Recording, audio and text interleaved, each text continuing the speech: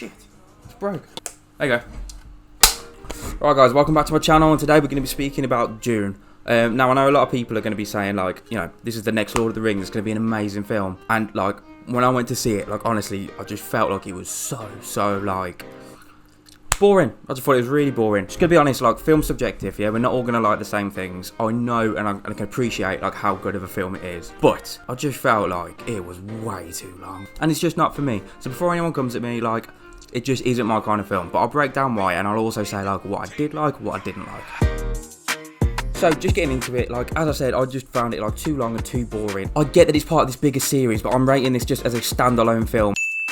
This film didn't grab me, didn't grab my attention. I'd even go as far to say, like, you know, in films, if you have too much exposition, obviously that's normally a bad thing, but this could have done with it. I mean, I just didn't know what was going on. I get it's like a metaphor for politics and stuff like that, but I just didn't really get it. I wish, in a way, there was a bit of voiceover at the beginning just to explain a bit more. But this whole film, I feel like, just could have been condensed into like a little intro to the second part of the film, because by the end, I was sort of like, oh, I would like to see what happens next, but I didn't need 2.5 hours. Look, I know the director, Denis Villeneuve. Sorry to all the proper film fans out there, I don't. I know a couple of his films. I've watched like Prisoners, I've watched Blade Runner, and you know, this was very Blade Runner-esque. But I just feel like, you know, Prisoners is such a grounded film, and that's why I could get lost in it more, and it's like, there's more at stake, and oh, look, there is a lot of stake in this film. I just couldn't believe it as much. Again, personally, you know, it might sound stupid, but just the visuals of Blade Runner and that colour scheme kept me entertained, whereas this is just so like, desert, dust. I don't know, I just found it boring. It was hard to look at. It didn't grab me. I was like, for a film of this magnitude, I was expecting something like, and when I say Prometheus, I just mean visually. I don't mean it's a good film, or like, you know, Alien or something, or just something that was visually like, it's space, it's amazing, it's going to blow me away. But there was only 1 or 2 sequences that really like blew me away in terms of visuals. And look, I'm not one to judge. I'm never going to be a director of a film that big, but Jesus, man, like, I don't know. I didn't like the colour scheme. I didn't like that it's in the desert and stuff. It was a bit too like, you know what I mean? My flatmates have also told me that I'm wrong, but I just think that, you know, Timothy Champagne, I think he's boring on screen. Like, I know, I'm sorry, there's going to be a load of people that will probably hate me for that, but I just think he's really bland. Kid, like, he's got an amazing jawline, his hair's beautiful. I wish I could do that. I think he's so bland on screen. Maybe that's not his fault, maybe that's the writing, that's the directing, I don't know, maybe I'll have more to do in the later films, but I just feel like I was just bored watching him. You know, there was one bit when he shouted with his mum, and I was like, whoa, we can actually emit some emotion, amazing. But yeah, I don't know if it's bad casting or what. It was just quite boring on screen. I didn't care about that storyline, which is a problem because that's the main storyline. Look, I can't just keep slagging it off. Look, there are some amazing parts of this film, like Oscar Isaac in anything is amazing. If you haven't seen Ex Machina or Inside Llewellyn Davis, like, chef's kiss, he's just brilliant, right, and I love him. But, spoiler alert, they kill him off.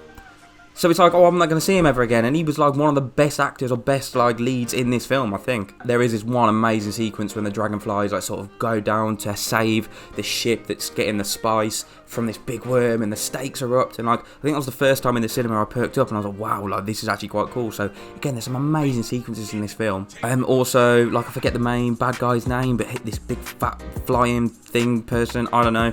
But like, the first effect when he stands up and he's like, that was really intimidating. All those scenes looked, and like, they just look really cool. But yeah, speaking about that worm as well, like, I know it's such a nitpick and I know it's a sci-fi and it's not real, but the thing I couldn't comprehend with this, with the danger and like, you know, the antagonist in this film, or one of the antagonists, is that there's this 400-foot worm that when it's going after this big truck, I can understand it because, you know, it's going to get eaten, it's going to cause all these vibrations, it's going to go for something big. But you're telling me 2 people across the desert are going to attract a 400-meter worm?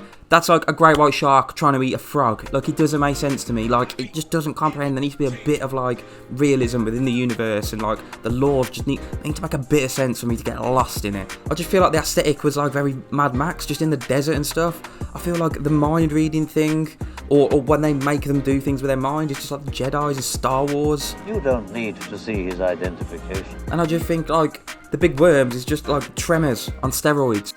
Do you know what I mean? It's the same sort of concept. I just feel like I've seen it before. I get this is supposed to be like a part of a bigger series where more things go on, but, you know, aside from the subplots about the spice and the worms, and me take all those elements out, like, the film is essentially Timothy Chalamet just having wet dreams about Zendaya, and that's it. And they keep coming over and over, and then like he has to go across the desert because he wants to find her, and it's like, do I care about that?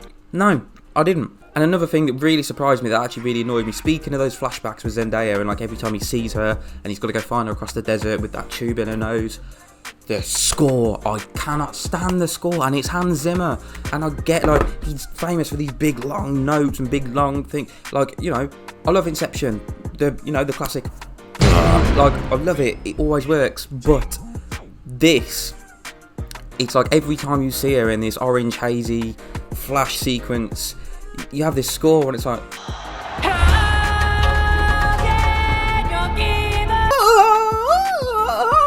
it keeps coming on screen, and I just can't stand it. It was annoying. It wasn't like I was looking at it going, oh, this is great, this really adds to the emotion. No, I was just cringing. It was like, oh my god, it's just like a really bad music video. And again, this is just my opinion, but I just couldn't. I was just like, what is going on? Just screaming in my ear, man. Do you know what I mean?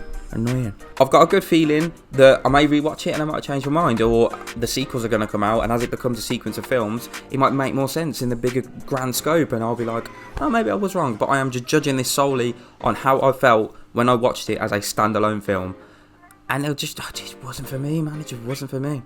But look, all in all, I will give this film a 6 out of 10 because I can appreciate it. It is definitely a film that, like, I can appreciate it. It just wasn't for me. Did not like the movie. Why not? Couldn't get into it. Explain yourself. What didn't you like about it? It insists upon itself, Lois. What? It insists upon itself. What does that even mean? But anyway, guys, that's my take on Dune. Will I watch the sequel? I'll try it, maybe. But then if that one's not for me, I'm not going to watch it anymore. But honestly, go watch it in the cinema. Go decide for yourself. At the end of the day, film's subjective, and it's a good discussion to have.